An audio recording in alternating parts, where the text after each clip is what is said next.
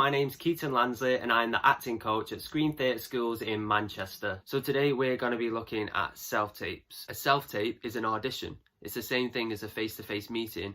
The only difference is you're filming it at home on your own equipment, but you should be approaching that audition as you would a face-to-face.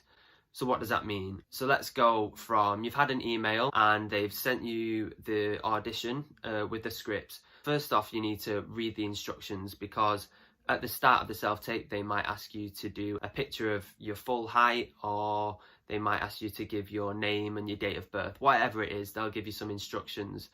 They need to be followed so strictly, because casting directors talk so much about getting annoyed with actors because they don't follow the instructions. So that's number one, follow the instructions on the email. Number two, get the script, and like in class, what we talk about a lot, read the script as much as you can, get all that information in your head. So you need to be looking at the who, what, where, when. So who are you? What's your character? So if the audition is for Ackley Bridge and you're in a high school, maybe wear a white school shirt. Don't just wear a hoodie, because that's not what they would wear in school. So who are they? Yeah, character. What's happening in the scene? So look through the scene, what's happening. Is it a comedy? Is it a drama? Because you really need to know that, because that'll affect the way you play it. Where?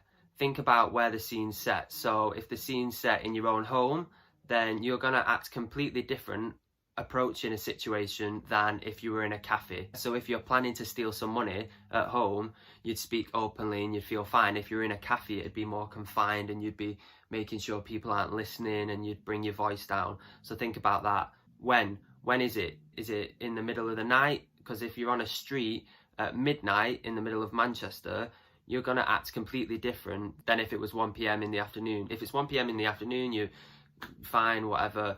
Midnight might be a bit sketchier, you might be a bit more scared, whatever that is. So just think about all those things that we talk about. Then you need to think about objectives. So read through the scene and think what your character objective is. So your character objective, or an objective, is what your character wants. That is going to give your character drive through the scene. After you've approached the script, you've gone through it, you've analysed it, then it's time to learn it. Now, there's a lot of questions about whether you should learn a script.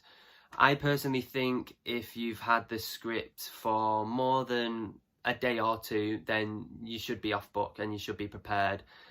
You should be prepared as much as you can possibly be. I know it can be hard sometimes if you've just got the script late the night before, but still try your hardest to at least the first 10 lines you kind of off the script, and you don't have to look down all the time. Because if you're doing a self-tape and you're like this, the person watching can't see your eyes, can't really see anything you're doing. Now going into filming the self-tape. First off, you should start off making sure you're filming in landscape, okay? So we don't watch films in portrait, because that would be weird. We watch them, the TV is shaped like this, landscape, not like this. Which means the casting director's computer or TV that they're watching your scenes on needs to be like that. So it needs to be landscape. So just make sure your phone is like this, not like this. That's rule number one. Rule number two, you have a blank background. Not like I've got now, but my self-tape area is in use at the minute.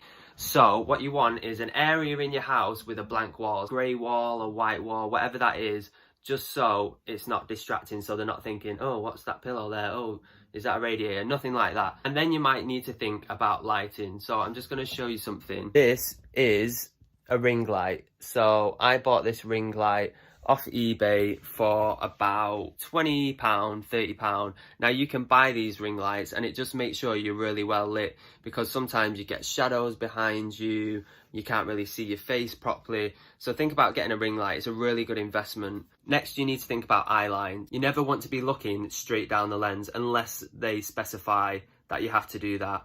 Otherwise, it's never down the lens. So the best thing to do is look at the lens, then move a couple of inches away and position the person reading in for you where you're looking to help your eye line. So your eye line should be close to the lens, but so you're not looking into the actual lens itself like I'm doing now. These are my top tips for self-taping. Hopefully that helps you guys. Have a good week, everyone.